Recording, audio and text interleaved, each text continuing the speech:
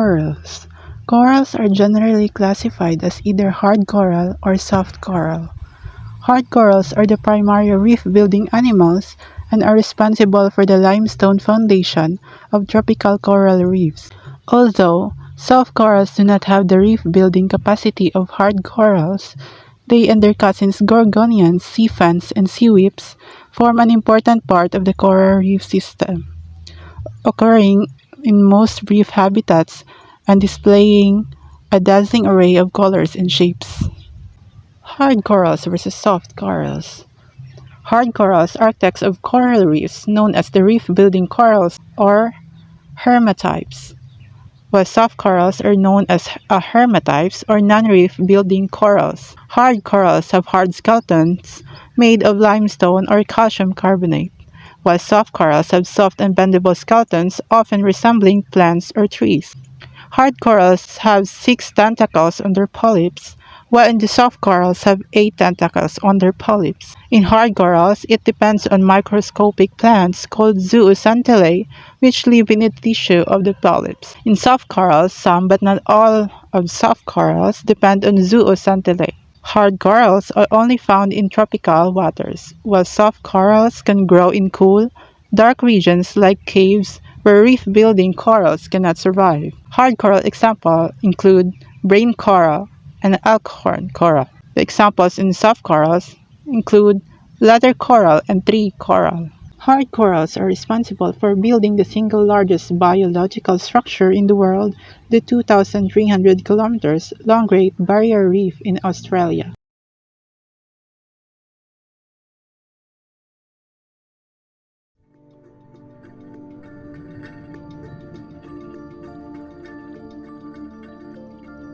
Let's look inside a polyp to see how it helps build a reef. It takes carbon from algae and seawater and turns it into calcium carbonate. When you breathe, you exhale carbon dioxide. All animals do, including corals. But their carbon dioxide combines with calcium from the ocean to create calcium carbonate. Corals use this chalky compound to build their skeletons. Hard coral polyps push away from the surface on which they reside, then fill the gaps with calcium carbonate.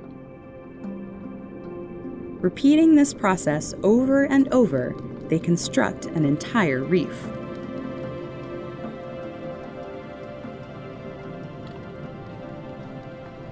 Corals can build up a reef at a rate of several centimeters per year. Speeding up time allows us to watch the coral community grow, as individuals compete for resources on the reef.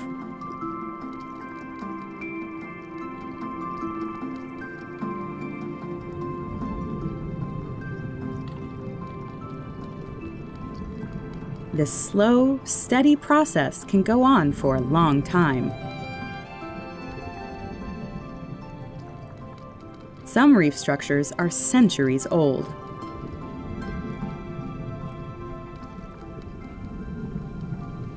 Ocean currents and other factors can change the coral's shape.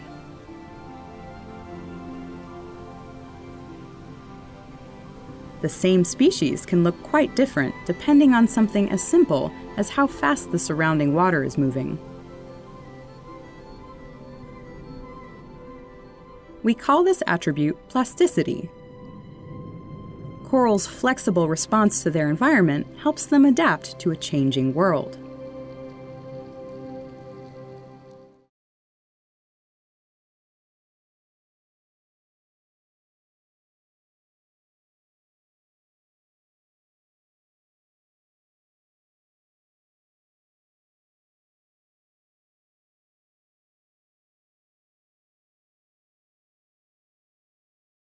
Scientists currently estimate that there are 794 species of reef-building corals throughout the world. The growth rate of corals varies according to their shape.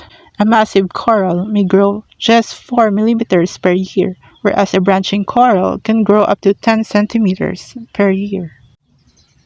While growth patterns are primarily species specific, the exact same kind of coral can look very different from one place to the next, changing its shape, color, and size. For example, where there are strong waves, coral tends to grow in robust mounds or flattened shapes.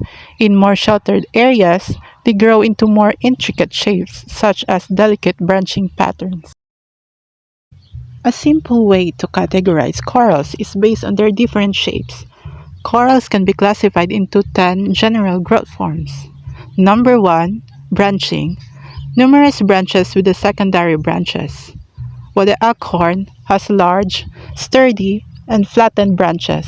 Number 3 is digitate, which is like fingers or clumps of scissors with no secondary branches.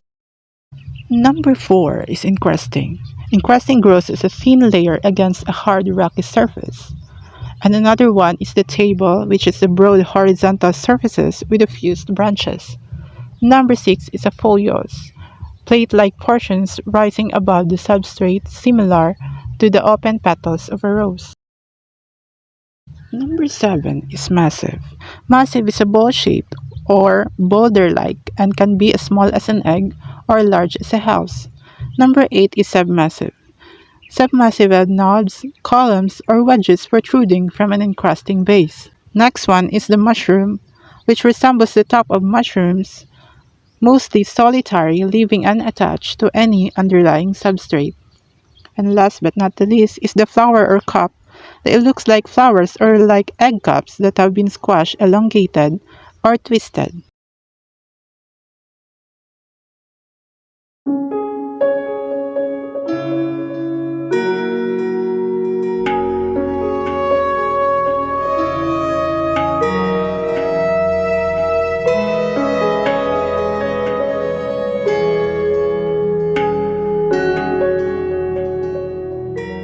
All corals start their lives as a single polyp glued down onto the reef substratum. Over time, corals grow into large colonies by building new polyps next to existing polyps to form a colony. Over time, more and more polyps are added together, forming a colony of adjoined polyps. The way the polyps are joined together and the structure of the corallites determines the shape of the colony. There are lots of different ways that polyps can be joined together and many different corallite structures. In this example here, we can see corallites with separate walls. We have our corallite opening or calyx, surrounded by a wall, and a gap between the walls of the adjacent corallites. Corallites can also have shared walls, as we see in this example here. We have our calyx or corallite opening, and the wall between adjacent corallites is shared. In this species, there's just a single polyp or corallite mouth within each set of walls. Corals can also have shared walls though that we call polycentric, which means there's multiple polyp mouths occurring within the same set of walls. You can see that in this example here. Each of these red circles indicates a different corallite or a separate polyp, and they're all lined up within this single set of corallite walls. All of these different ways of arranging polyps eventually mean that corals can take on different growth forms. You can see the many different growth forms that corals can adopt in this picture here. First of all, we have our encrusting corals that form a thin film over the reef substratum. We have folios or vase-shaped corals, free-living corals which aren't attached to the reef, mound-shaped or massive corals with a solid skeleton, branching corals, and also columnar corals. We'll go through these different coral morphologies one by one to see how they grow.